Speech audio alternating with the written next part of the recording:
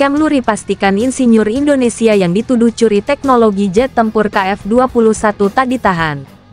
Kementerian Luar Negeri Kemlu tanggapi dengan cepat keterlibatan insinyur Indonesia dalam dugaan pencurian teknologi jet tempur KF-21 di Korea Selatan.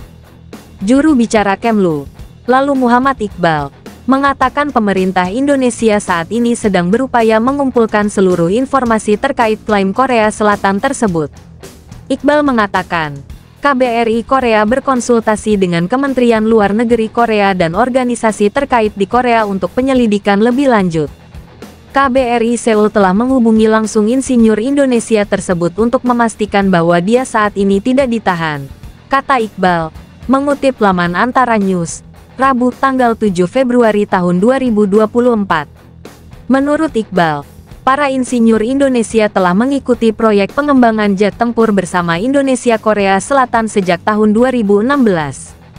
Mereka pun sudah memahami prosedur kerja serta aturan penerapannya. Sebelumnya, Administrasi Program Akuisisi Pertahanan (DAPA) Korea melaporkan dugaan pencurian data KF-21 oleh insinyur Indonesia. Menurut laporan, insinyur tersebut kedapatan mencoba mencuri file terkait KF-21 untuk kemudian disimpan di USB. Kini insinyur yang diduga terlibat dalam pencurian data KF-21 telah dilarang meninggalkan Korea Selatan. Presiden Korea Selatan diketahui meluncurkan program KF-21 pada tahun 2015 untuk mengembangkan pesawat tempur nasional generasi berikutnya. Indonesia kemudian menyatakan minatnya untuk mendanai proyek tersebut.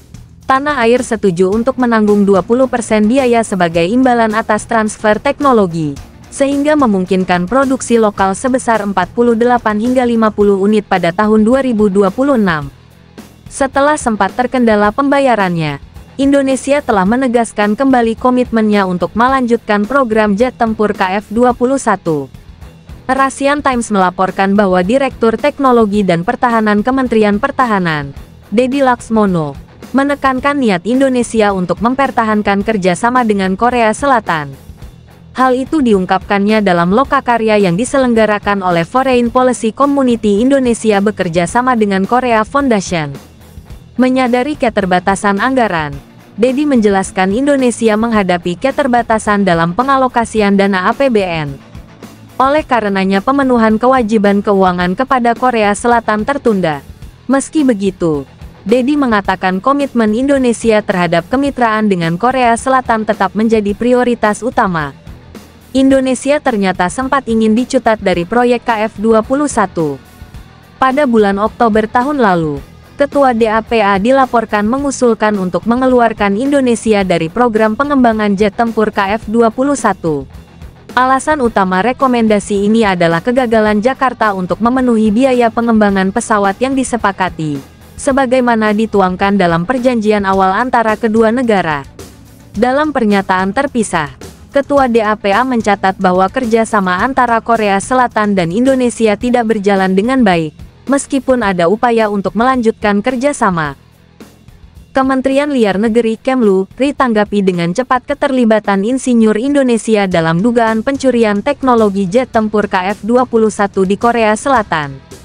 Juru bicara Kemlu, lalu Muhammad Iqbal, mengatakan pemerintah Indonesia saat ini sedang berupaya mengumpulkan seluruh informasi terkait klaim Korea Selatan tersebut. Iqbal mengatakan, KBRI Korea berkonsultasi dengan Kementerian Luar Negeri Korea dan organisasi terkait di Korea untuk penyelidikan lebih lanjut.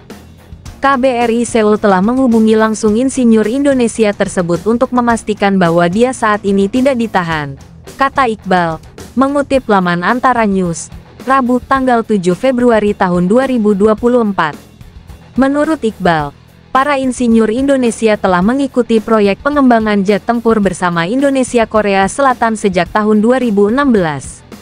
Mereka pun sudah memahami prosedur kerja serta aturan penerapannya. Sebelumnya, Administrasi Program Akuisisi Pertahanan (DAPA) Korea melaporkan dugaan pencurian data KF-21 oleh insinyur Indonesia. Menurut laporan, insinyur tersebut kedapatan mencoba mencuri file terkait KF-21 untuk kemudian disimpan di USB. Kini insinyur yang diduga terlibat dalam pencurian data KF-21 telah dilarang meninggalkan Korea Selatan. Presiden Korea Selatan diketahui meluncurkan program KF-21 pada tahun 2015 untuk mengembangkan pesawat tempur nasional generasi berikutnya. Indonesia kemudian menyatakan minatnya untuk mendanai proyek tersebut. Tanah air setuju untuk menanggung 20% biaya sebagai imbalan atas transfer teknologi, sehingga memungkinkan produksi lokal sebesar 48 hingga 50 unit pada tahun 2026. Setelah sempat terkendala pembayarannya, Indonesia telah menegaskan kembali komitmennya untuk melanjutkan program jet tempur KF-21. Asian Times melaporkan bahwa Direktur Teknologi dan Pertahanan Kementerian Pertahanan, Dedi Laksmono, menekankan niat Indonesia untuk mempertahankan kerjasama dengan Korea Selatan. Hal itu diungkapkannya dalam lokakarya yang diselenggarakan oleh Foreign Policy Community Indonesia bekerja sama dengan Korea Foundation. Menyadari keterbatasan anggaran, Dedi menjelaskan Indonesia menghadapi keterbatasan dalam pengalokasian dana APBN. Oleh karenanya pemenuhan kewajiban keuangan kepada Korea Selatan tertunda.